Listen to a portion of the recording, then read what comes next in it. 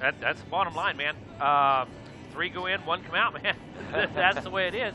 And whatever the situation is, somebody's going to outride somebody, somebody's going to bobble, somebody's going to make a mistake, and that's going to determine the fate of 3 hard motos down here and a season's worth of hard work. The Bell Moto hole shot is now underway. We got ourselves a Kawasaki rider out front, and as far as Kawasaki's, they're not real thick and true in this 450B class here in 2017, but it was Gray Tate out of Buford, Georgia, the number 14 machine. Already been dispatched, too. Yeah, 27-25. So he sits right now in a 25th place position overall. So to get things up and rolling here today with a hole shot, you know he's got to be feeling pretty good. But look out front and on point right now. He was 3rd coming into this moto. He took a win in Moto 1. He finished 5th in Moto 2. He is leading Moto number 3. It is Carter Halpayne, the number 17 machine.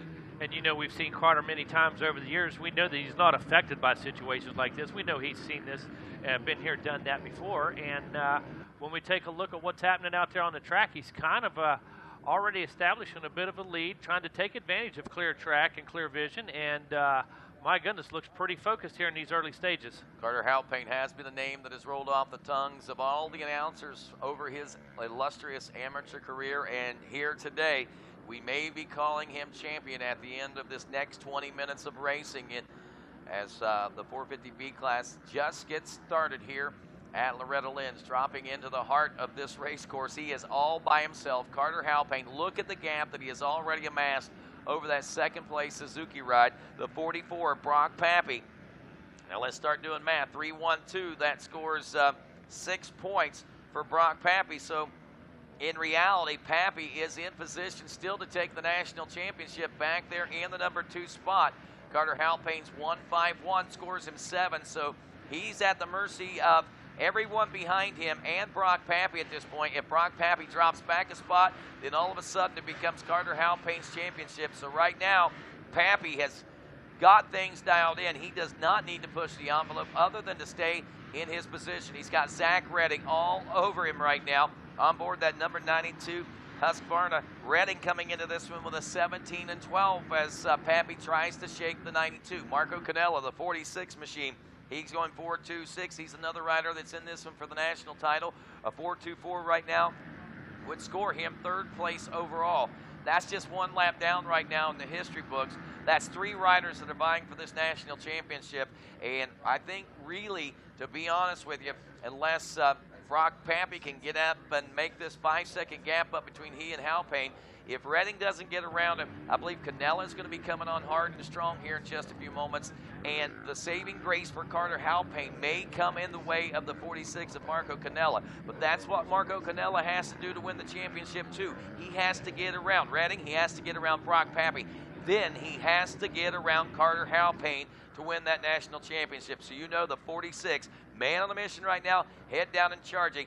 What can he do from back in that 4th place spot? Well, you're right about that, Rodney, and here's the thing. We're 3 minutes into one of the most competitive classes. These guys are on the cusp of going A. These guys have got egos. These guys have got testosterone. These guys have all got a point to prove, and I can tell you right now, that simple math isn't rolling through their heads right now. Pappy's going to have his hands full. There's no such thing for him being able to cruise. He needs to get up there and make a move on Halpayne or get on Halpayne's rear fender and just get kind of towed along, because I can tell you there's only 1 point to work with. That's just not enough, and at this point in the race, like you said, Cannella not going to have any of it. You think Redding doesn't want to get up there and make something happen? Look at the lap times and look at the gaps.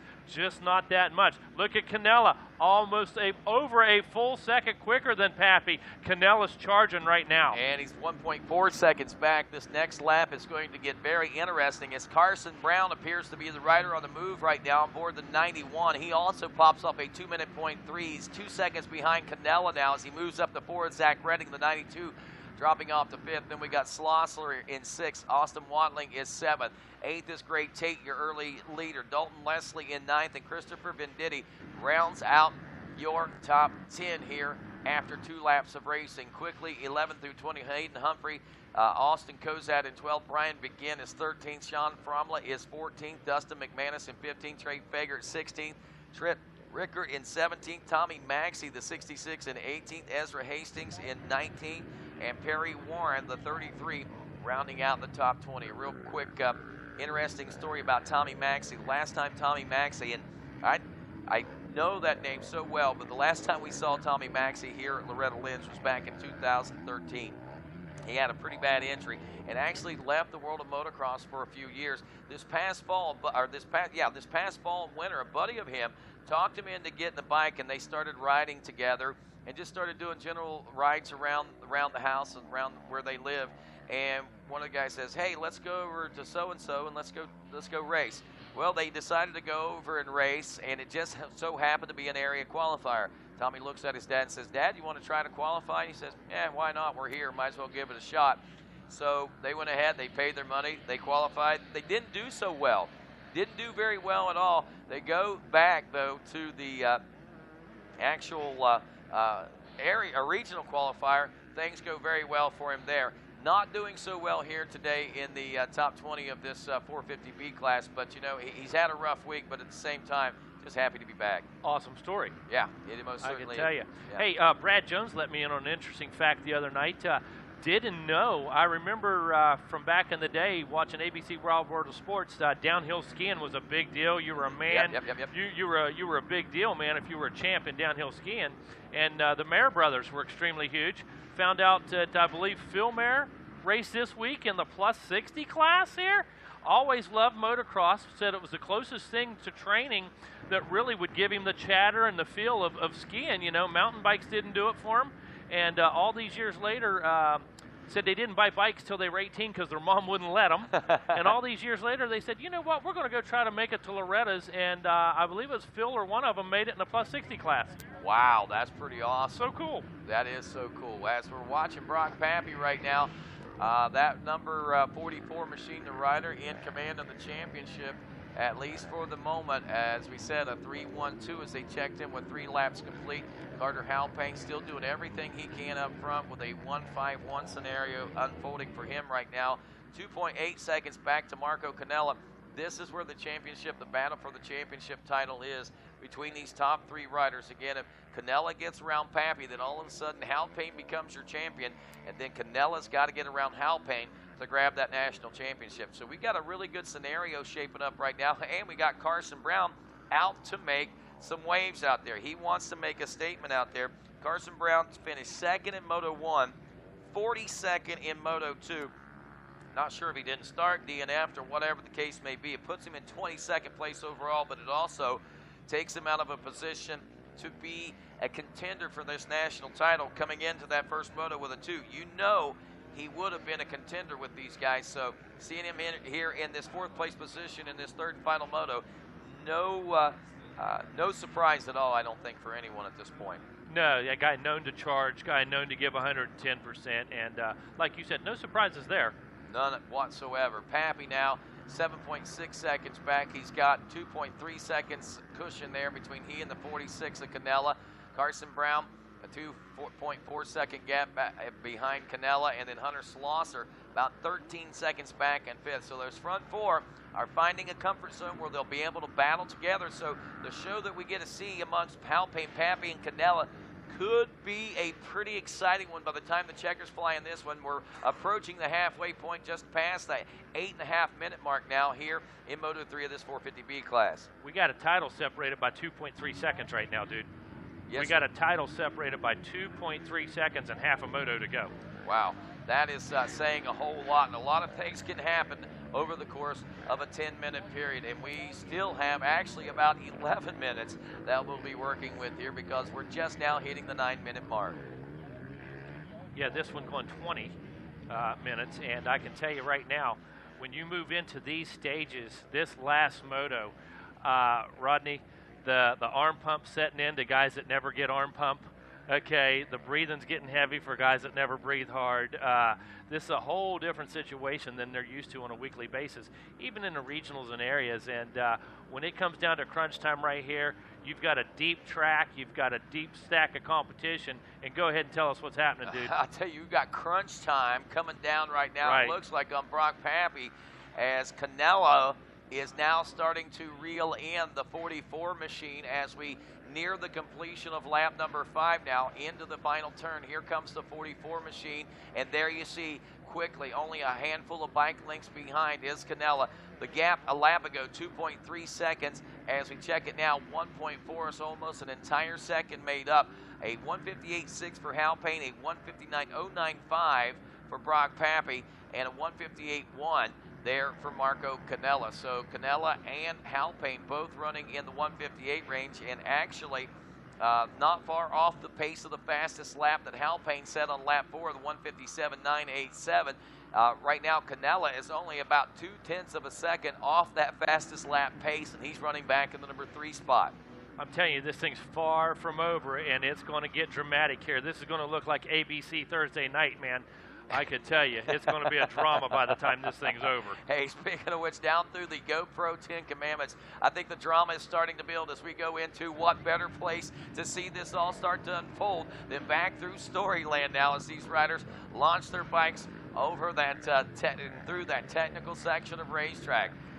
As we are at the far reaches, we take the turn, and now we are heading back toward the Suzuki Waterworks station, and it looks like maybe Pappy might have gained a little bit more comfort zone through there, but here's where the true tell of the tape is going to be amongst these riders through this next part of the lap. I believe that Canella really seems to be able to find a fast line through here. This is where a lot of that gap is made up, and if he can continually keep chipping away at that, we might actually see him put that pressure on Pappy before that final checker flies here in Moto 2.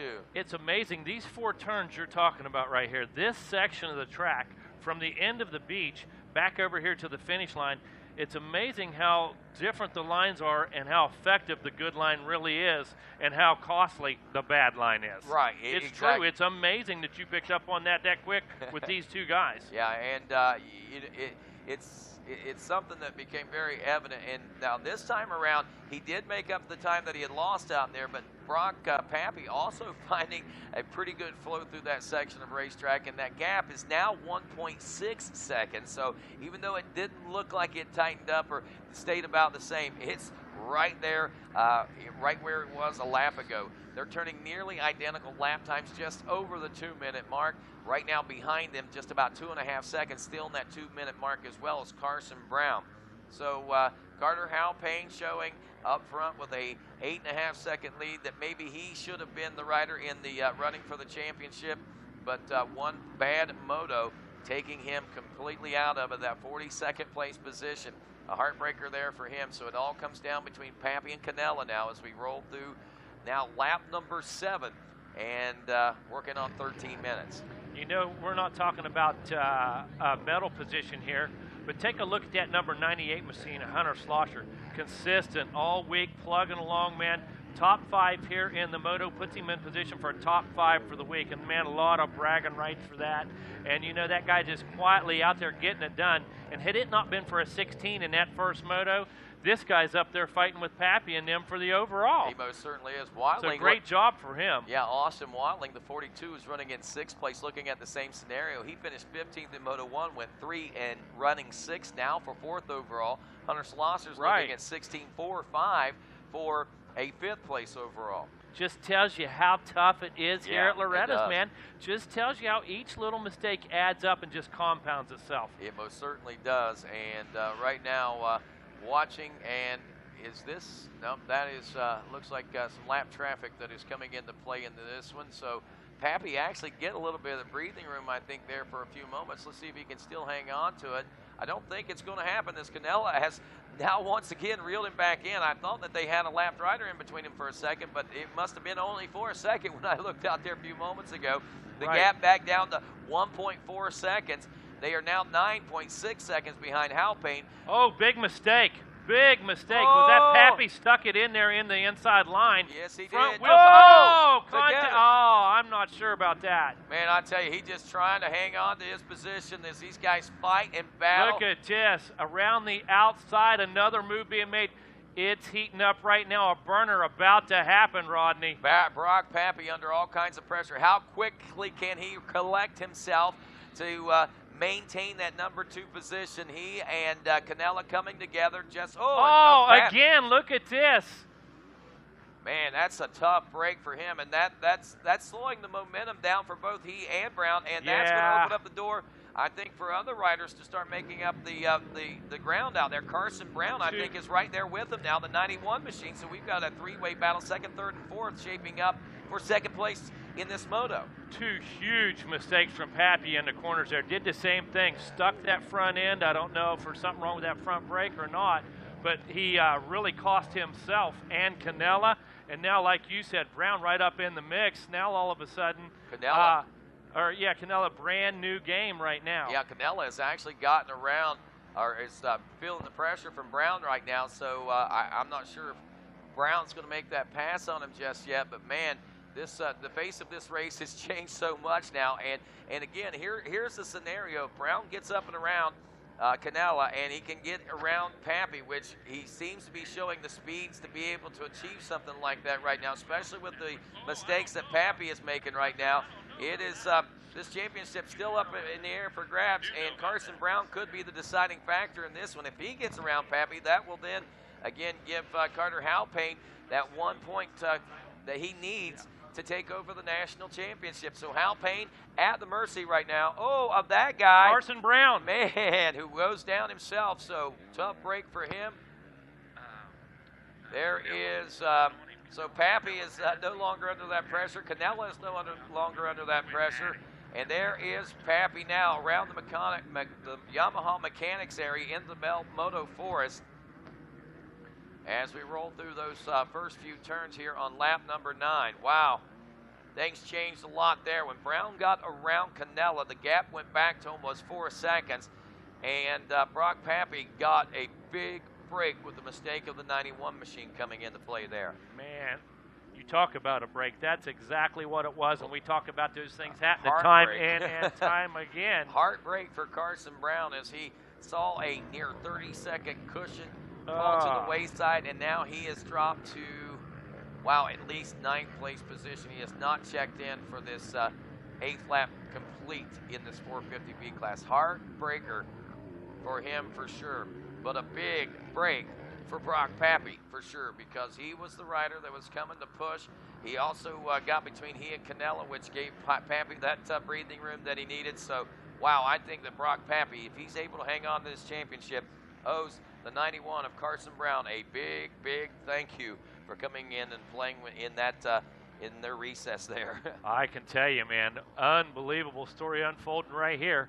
Looks like look at Pappy in those corners, you know, almost coming to a stop, man. I'm not sure what's happening there, but I can tell you there's still time left in this one. Yeah. It's only going to take one big mistake to fall over and have to start that bike again. Could really be costly. So I wonder what's going on.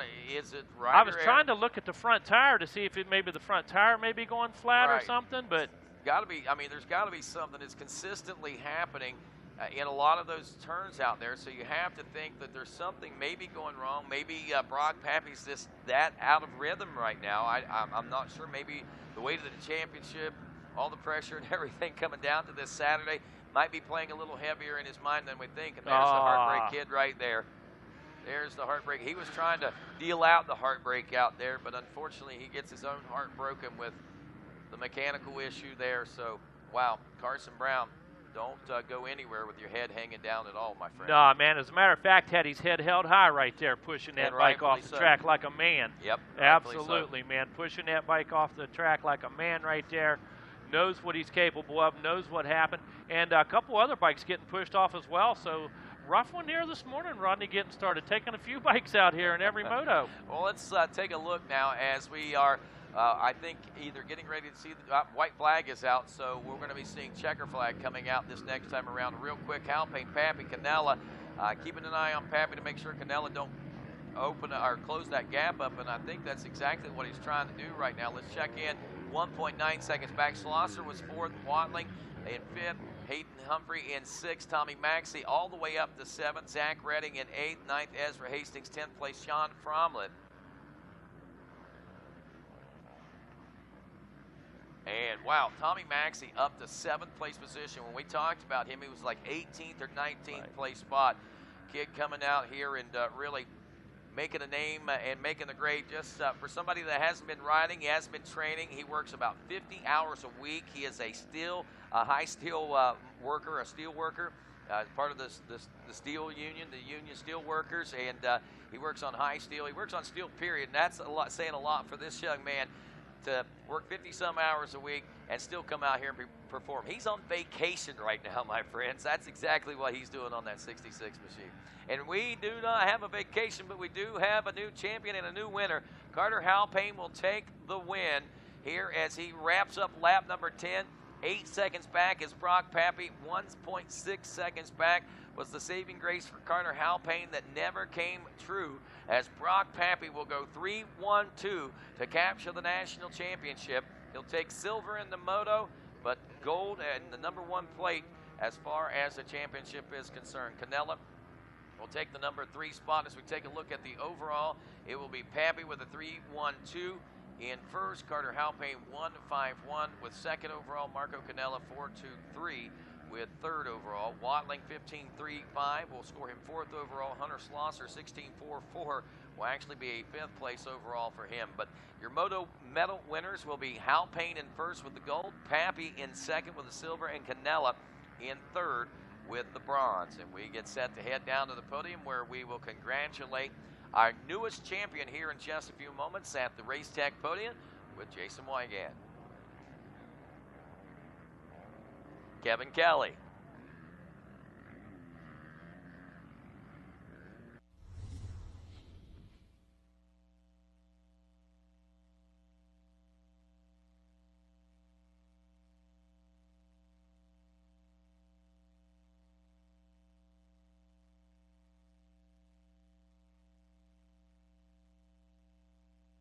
So staring at where a lot of folks are aching and itching to be, and Moto 3 winner in this 450B class, Carter Halpayne's machine gets to set atop of that box right now. We'll move that out and bring the 44 in just a few moments when we begin national championship celebrations.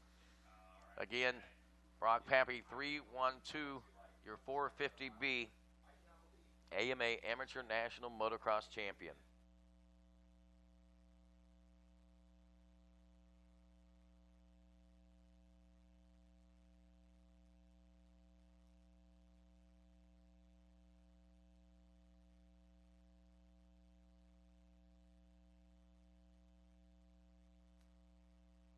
While we wait for Kevin to make his way up, let's go ahead and remind folks that don't forget, coming up this afternoon about 4 o'clock at the Lucas Oil Arena, our final awards presentation will be awarding the top 10 in each class. Come on down and join us and cheer all these great contestants and competitors on for the job well done. Now let's head down to the Race Tech Podium.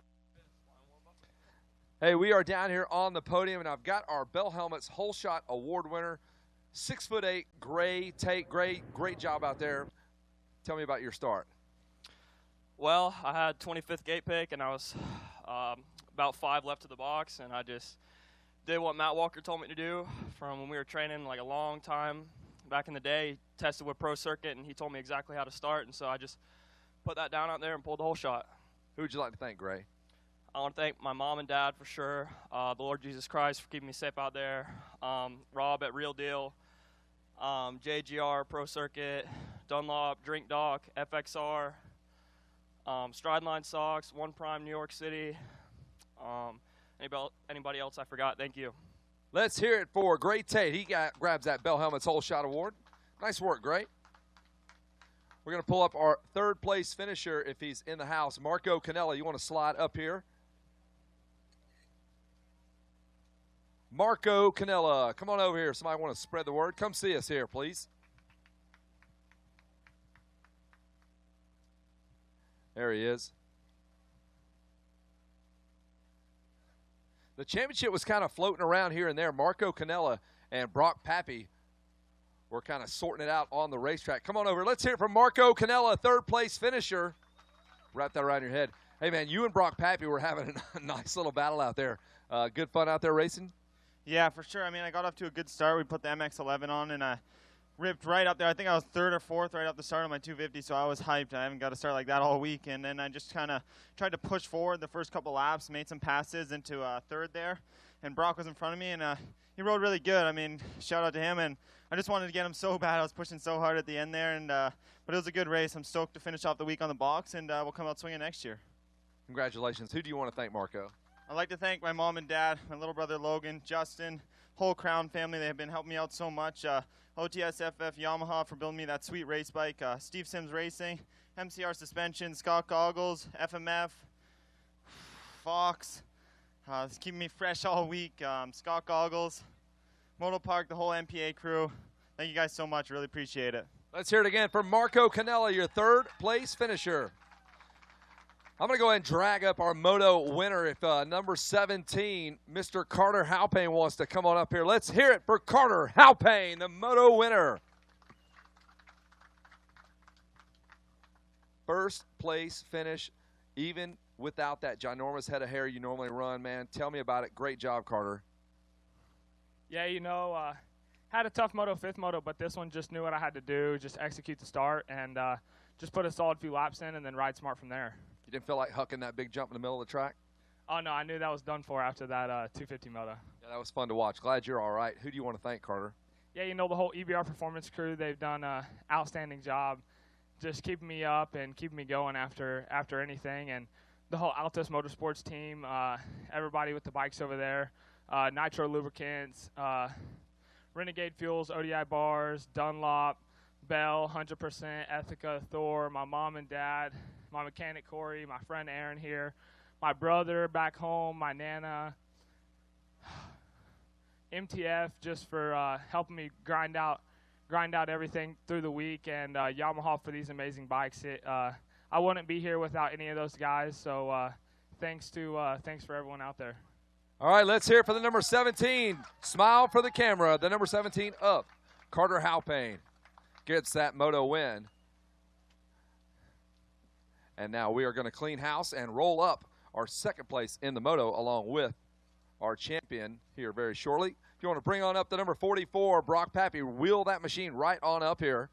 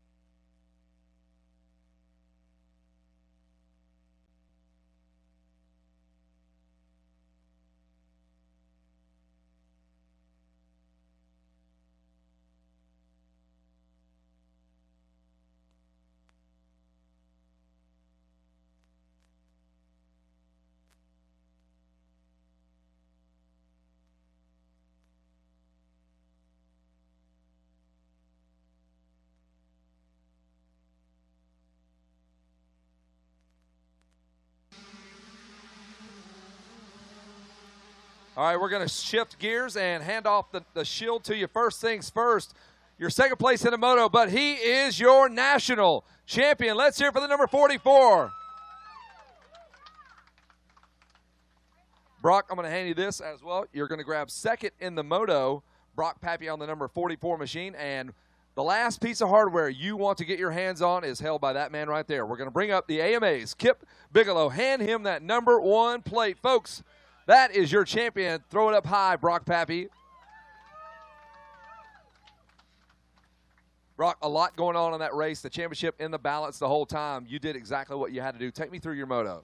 Yeah, you know, kind of slipped off the start a little bit and caught off really bad. And then, I don't know, I was way back. And then, boom, I was like in third or fourth. I made a lot of moves. I'm like, you got to go, you got to go. And Carter was out front. And I knew, I was like, okay, like if I stay second, I still have it. And I kind of settled in and I was making a lot of mistakes and just hung in there and just got the win. So you're having to do math in your head the entire race, or were you just hammered down? No, yeah, I did a little bit of math at first, and then I saw Carter out front. I'm like, all right, if I stay here, I definitely got it, and not override, you know, the track or anything, and just hung in there.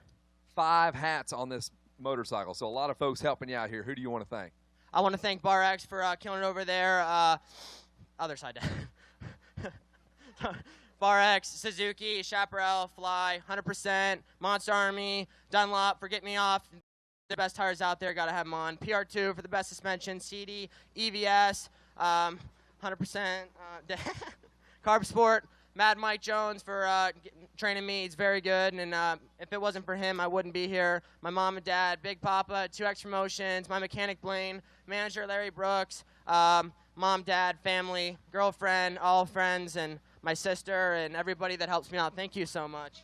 Make some noise for your champ, the number 44 of Brock Pappy.